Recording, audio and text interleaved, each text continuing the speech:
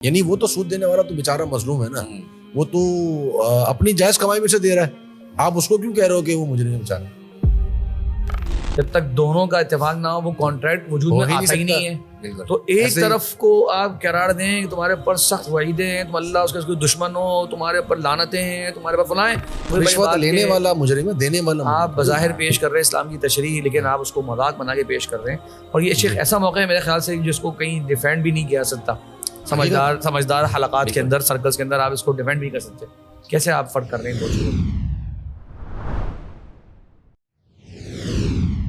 پہلے غامدی صاحب نے 2008 میں ان کی جو کتاب شائع ہوئی المیزان کی کتاب مشہور ہے, سب کو پتہ ہے, تو اس میں انہوں نے بالکل واضح طور پہ موقف اپنایا تھا کہ سود دینا بھی حرام ہے, سود لینا بھی حرام ہے اور سود دینا بھی حرام ہے. یعنی دونوں جو پارٹیز ہیں دونوں غلط ہیں, جو سود دینے والی وہ بھی حرام ہے اور سود لینے والی بھی حرام. اس میں تھوڑا سا چاہتا ہوں کہ آپ اس کو سنیں.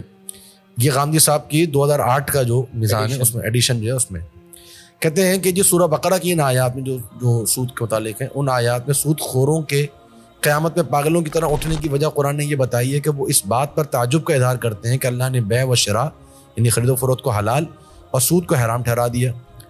اب آگے کیا کہتے ہیں, کہتے ہیں قرآن مجید نے اگرچہ سود لینے ہی کو حرام ٹھہرایا ہے, لیکن اس حرمت کا ایک لازمی نتیجہ یہ بھی ہے کہ بغیر کسی عذر کے اس کے کھلانے والے یعنی دینے والا, لکھنے والے اور اس کے گواہوں کو بھی تعاون علی الاسم کی اصول پر یکساں مجرم قرار دیا. یعنی سود دینے والا بھی اور سود لینے والا دونوں یکساں مجرم.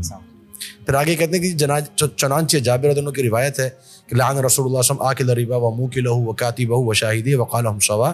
ترجمہ اس کا یہ ہے کہ نبی صلی اللہ علیہ وسلم نے سود دینے والے اور لینے والے, لکھنے والے, گواہ بننے والے سب پر لعنت فرمائی ہے, فرمایا کہ سب کے سب برابر ہیں. یہ سے مسلم کی حدیث ہے. اب یہ حدیث کوٹ کری ہے, حدیث کوٹ کی ہے المیزان کے اندر جو 2008 کا ان کا ایڈیشن ہے. پھر آگے بھی انہوں نے جو سود کی مختلف اقسام ہیں, الذهب بالذهب ربا لها وها, سونے کے بدلے سونا جو ہے وہ آپ ادھار میں نہیں خرید و فروخت کر سکتے, وہ صورتیں بھی انہوں نے ذکر کی ہیں.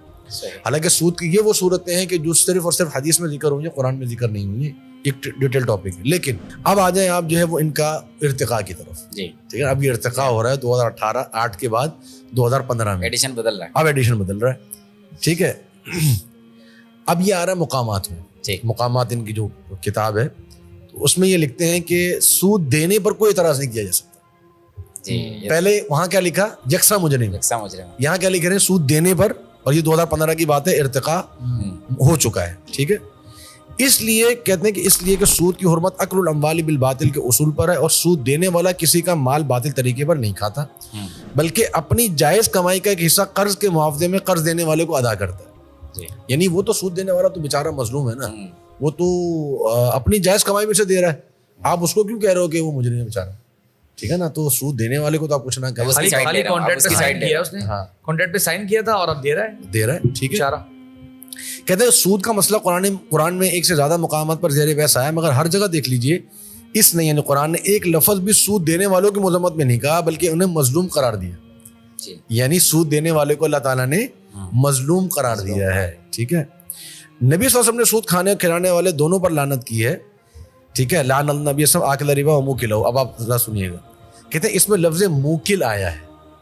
ٹھیک ہے نا, لغت کے اعتبار سے اس لفظ کا مصداق سود دینے والے بھی ہو سکتے ہیں اور سودی کاروبار کرنے والوں کے ایجنٹ بھی. یعنی موکل سے مراد سود دینے والا نہیں بلکہ سودی کاروبار کرنے والوں کا ایجنٹ, وہ موکل کی طرف چلے گا, وہ اس کی طرف چلے گا. تو سودی کاروبار کرنے والوں کے کارکنوں کی حیثیت سے جو لوگ ان کے لیے سودی دستاویزات تیار کرتے ہیں, ان پہ گواہ بنتے ہیں, ان کا معاملہ بھی اسی کی طرح ہے. موجودہ بینکاری نظام کا عملہ یہی خدمات انجام دے رہا ہوتا ہے, لیکن سودی قرض لینے والوں کو خود سودی قرض لینے والا جیسے سود پر قرض لیا ہے اور اسے سود ادا کرنا ہے, کسی بھی طرح تعاون علی الاسم کا مرتکب قرار نہیں دے سکتے. اچھا, وہی اصول جو وہاں بیان کیا تھا. تو کیوں, کیونکہ سودی قرض لینے والے اپنی ذاتی اور کاروباری ضرورتوں کے لیے قرض لیتے ہیں, بیچارے مظلوم ہیں. ٹھیک ہے نا, جو کہ اربوں روپے جو کمپنیاں قرض اٹھا رہی ہیں اپنے کاروبار کے لیے, بیچاری مظلوم ہیں. تو آپ کیوں ان کو خواہ مخواہ جو ہے وہ. اچھا, یہ ابھی میں ویسے اس پہ ایک تبصرہ یہ کرتا ہوں کہ یہ ارتقاء ابھی نامکمل ہے, یہ 50% ہوا ہے. ٹھیک ہے نا, پہلے سود دینے والے اب مظلوم بن گئے, اب آہستہ آہستہ جو بینکنگ سسٹم ہوگا وہ بھی کسی طریقے سے جائز ہو جائے گا. بھائی جب سود دینے والا مجرم نہیں تو سود لینے والا کیوں مجرم ہے؟ شیخ عام بندہ جانتا ہے شیخ کہ کانٹریکٹ جو ہوتا ہے اس کی دو طرفہ لوگ ہوتے ہیں. جی جی. جب تک دونوں کا اتفاق نہ ہو وہ کانٹریکٹ وجود میں آتا ہی نہیں ہے. تو ایک طرف کو آپ قرار دیں کہ تمہارے اوپر سخت وعیدیں ہیں, تم اللہ اس کے دشمن ہو, تمہارے اوپر لعنتیں ہیں, تمہارے اوپر فلاں, اور تم بیٹا بہت اچھے ہو, تم بہت نیک ہو, تمہارا تو بالکل کوئی قصور ہی نہیں ہے, تم نے بس ایسی مجبور سائن کر دیا. مطلب شیخ رشوت لینے والا مجرم ہے, دینے والا آپ بظاہر پیش کر رہے ہیں اسلام کی تشریح, لیکن آپ اس کو مذاق بنا کے پیش کر رہے ہیں. اور یہ شیخ ایسا موقع ہے میرے خیال سے جس کو کہیں ڈیفینڈ بھی نہیں کیا سکتا. سمجھدار حلقات کے اندر, سرکلز کے اندر آپ اس کو ڈیفینڈ بھی کر سکتے. کیسے آپ فرق کر رہے ہیں دو چیزوں؟ اور نبی صلی اللہ علیہ وسلم کی حدیث بالکل واضح ہے, اور صحیح مسلم کی اوتھینٹک حدیث, وہ آپ جو ہے اس کو نہ مانیں کہ راویوں کی غلطیاں ہوتی ہیں اور راویوں سے وہم ہو جاتا ہے, اور آپ کی یہ جو بالکل غیر منطقی اور بے سروپا باتیں ہیں اس کو ہم. اور شیخ میں نے اس لیے بات یہ کہی کہ ارتقاء 50% کیوں ہوا ہے, کیونکہ جب یہ ماڈرنسٹ کے ہم نے جو 3 اقسام بیان کی تھی کہ جنہوں نے بالکل ماڈرنزم کو قبول کر لیا تھا, جو مصر کے جو کچھ مفتیان تھے انہوں نے بینک کو جائز قرار دیا. ان کا بینکنگ سسٹم تو مسئلہ کوئی نہیں ہے, تو یہ تو آج کل کے دور کا مسئلہ ہے. نبی وسلم کے زمانے میں اس طرح کے تھوڑی کوئی مسائل چلتے تھے, کوئی بزنس کے لیے تھوڑی قرضے لیتے تھے. نبی وسلم کے زمانے میں تو لوگ اپنی ذاتی ضرورت کے لیے قرضہ لیتے تھے. ٹھیک ہے نا, تو آج کا زمانہ تو بالکل مختلف ہے, اس سے ڈفرینٹ ہے. وہ یہ آج والا زمانہ وہ زمانہ نہیں ہے.